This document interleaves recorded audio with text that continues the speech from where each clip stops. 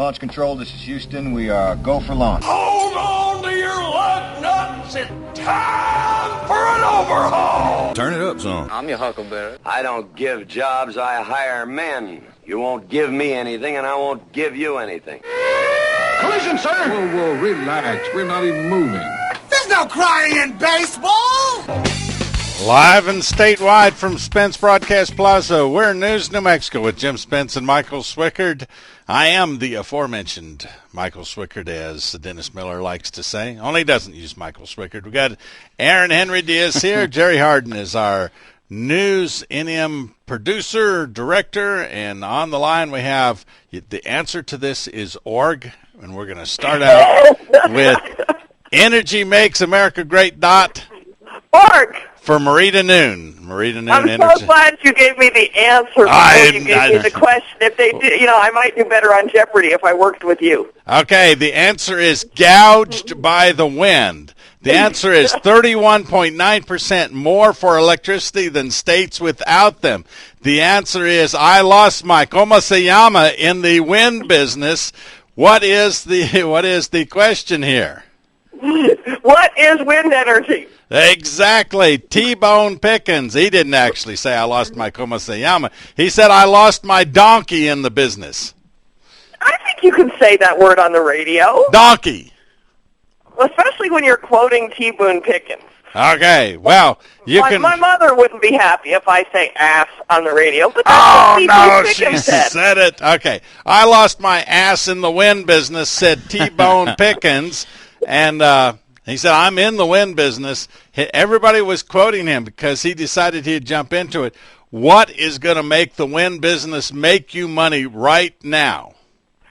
If we taxpayers give them more money. That's the only thing that will make someone make money in the wind business because it is a totally financial failing business. Hey, so here's the thing. You can make business as long as somebody hands you $20 bills. When they stop handing you $20 bills, then you don't have a good business. I think it's bigger than $20 bills, and they're handing it to you for 20 years. Oh. And, the wind industry is in a panic right now because they cannot stand on their own, and the production tax credit, which is responsible for the huge increase in the presence of wind turbines around America in recent history, they're going to go under if we taxpayers don't pony up. And, they're not effective, they're not efficient, and they're not economical, so why should we keep paying? Well, it's 9 minutes past the hour. We're talking with Marita Noon. She has the organization Energy Makes America Great.org, our own consultant on energy, Paul Lindsay, who is a former Navy nuclear officer, retired, and he was talking about that in Santa Fe, on one of their public works buildings, they spent $75,000 to put a wind energy unit up on it, and he calculated it'd take 144 years for that thing to just come even on what it cost him to do it. Well, I need to talk to him because I want to hear that particular story. But, yeah, that kind of story is representative of stories around the country. I was in Farmington, New Mexico last week when I was speaking to you from the Four Corners Oil and Gas Conference. And my organization, Citizens Alliance for Responsible Energy and Energy Makes America Great, had a little booth there. And next to my booth was a guy who had a solar booth. And he and I talked. And he, who is in the solar business, agreed with me that wind energy on a commercial scale, and that's the key word there, is not effective, is not efficient, and is not economic. Now, the interesting thing, which most people don't realize, is that the oil field is one of the largest single industries where solar power is used. And for use in the oil field, as this guy was selling the panels for, it is efficient, economic, and effective. Yeah, you can't string a line over to these things. You got to have some power. So, yeah, it's a perfect thing. It's a perfect thing, and it actually even makes the oil well more environmentally friendly. Because what happens is if there's a spill or a problem on the well, you can shut the well down remotely because you have it monitored by the electricity from the solar panel. Otherwise, if you have a remote well and you have a truck that goes out and sees it once a week and checks on it or something, then you can have a problem, and it could be way out of hand before you even know it. So the solar panels, it's not that wind energy or solar energy, it's not that these renewables are wrong. It's just they're wrong when they don't, when they're not effective and efficient and economic in that use. Now, in an off-grid rural use, hey, they're a great thing. But to think that we can power all of America, as I believe we discussed, Germany is figuring out now that they're shutting down 17 nuclear power plants, already shut down 8 of them post-Fukushima, and they're having, this number fascinates me, in order to replace 17 nuclear power plants, they are replacing those 17 nuclear power plants with 84 power plants, more than half of which are fossil fuel plants. And, it's causing great controversy with the green energy industry in Germany because people thought, oh, great, we'll get more wind. Well, they just plain cannot replace the power that the nuclear power plants provide with wind. It's just plain, they just plain can't do it. Yeah, they don't understand the density issue. How much that. power are we talking about? Now, my good buddy that was next to you, Sonny, what was it? I don't need to. All those guys selling solar, their first name is Sonny, isn't it? I don't remember the company name was J&J something. I think he was Jerry, but anyway. Oh no, their first name is always Sonny, and the Sonny. First name of the guy selling wind is Wendy, of course. So, Wendy. So we know what they're selling. Now, what you're talking about here is the fact that everybody sees it, everybody knows it, your government doesn't admit it.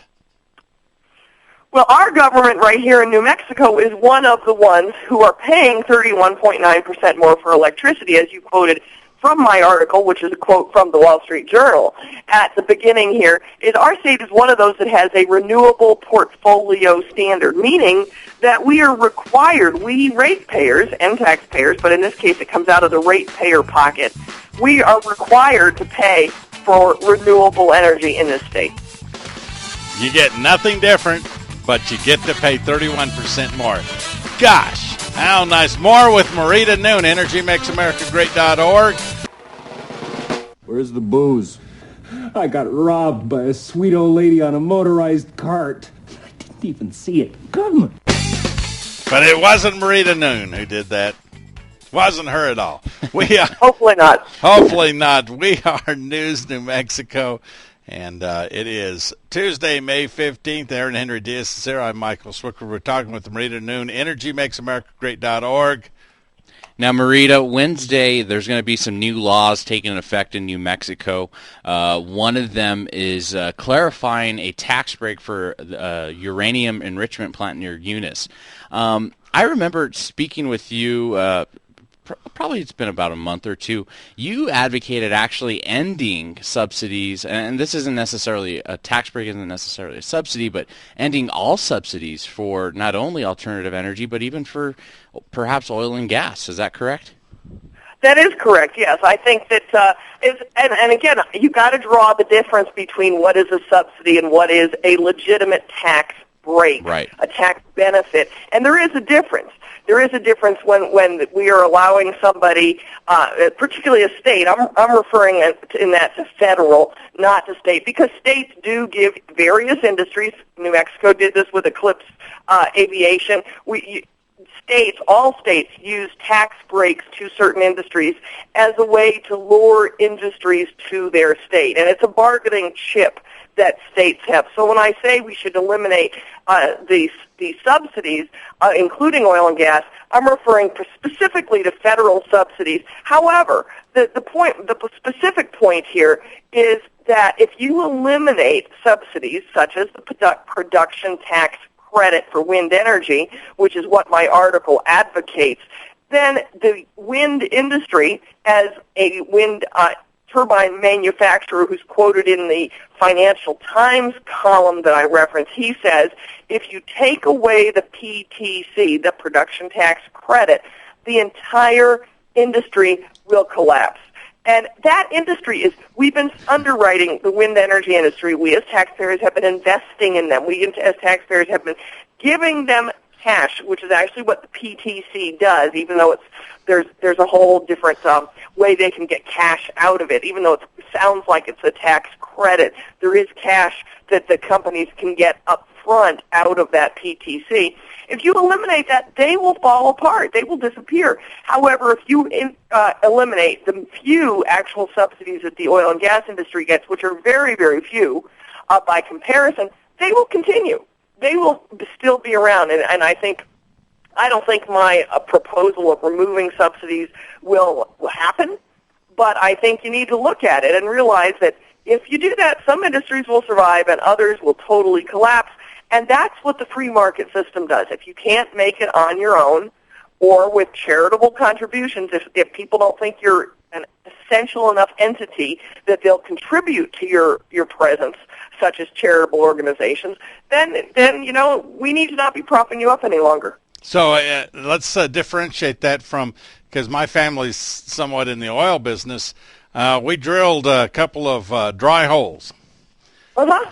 All right, and so that still happens today, which people don't realize, even with the technology that exists. It wasn't actually dry. It went down there, but you know what our problem was? We were getting less than 5 barrels a day. And that was the point at the time we did it, which was maybe 20, 25 years ago. 5 barrels a day meant it would not pay. It would lose money every month you kept it in production. So we capped it. Actually, there's people you can give it to. They will just take it. They'll cap it. They'll hold on to it. And we took the tax benefit of losing all that money of drilling. That is different than giving a subsidy. We put the money out front, and then over a series of years, we got some of the money back that we lost because we didn't get anything from drilling the hole. And everybody is confusing those points. When we come back, let's make sure people understand the difference of subsidy versus a tax credit. We are News New Mexico. Boy, this party really died. No, it didn't. We're having a lot of fun. We're News New Mexico for Tuesday, May 15th, talking with Marita Noon, EnergyMakesAmericaGreat.org, and we are trying to differentiate two things that people seem to lose track of. I'm Michael Swicker. We have Aaron Henry Diaz. We are News New Mexico. Marita, when a credit is applied, that company has already spent the money, and and off their profits, they're getting a little money back, right? Yes. And when you subsidize something, you write them a check. Yeah.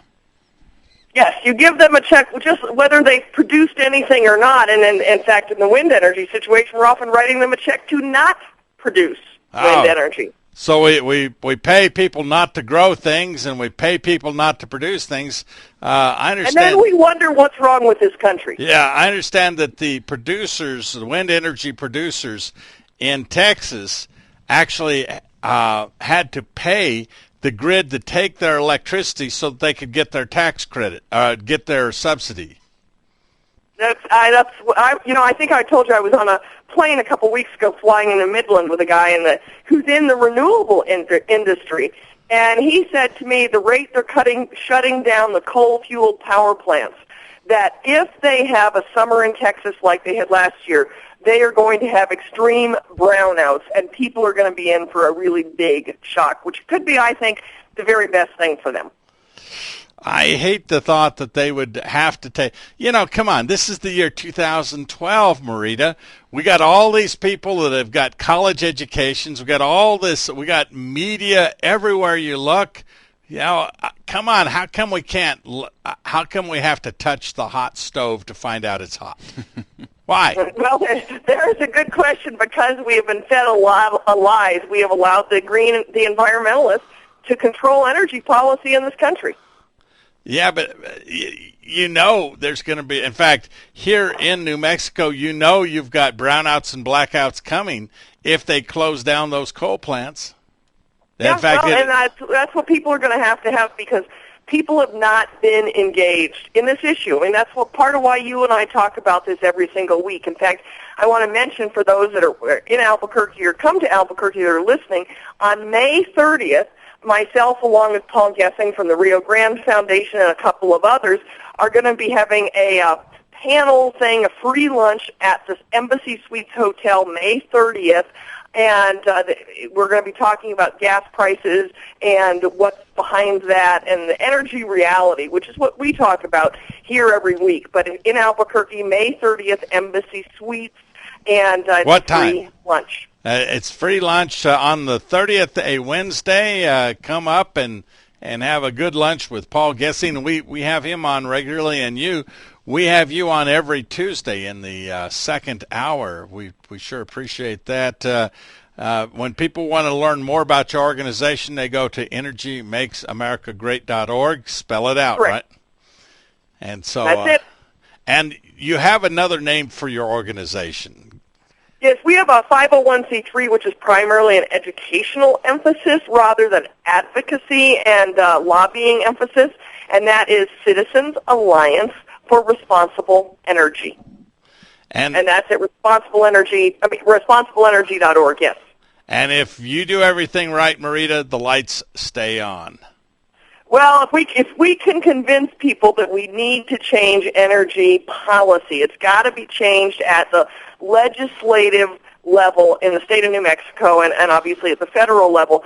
But people have just gone along thinking somehow that our elected officials are going to do the right thing for us.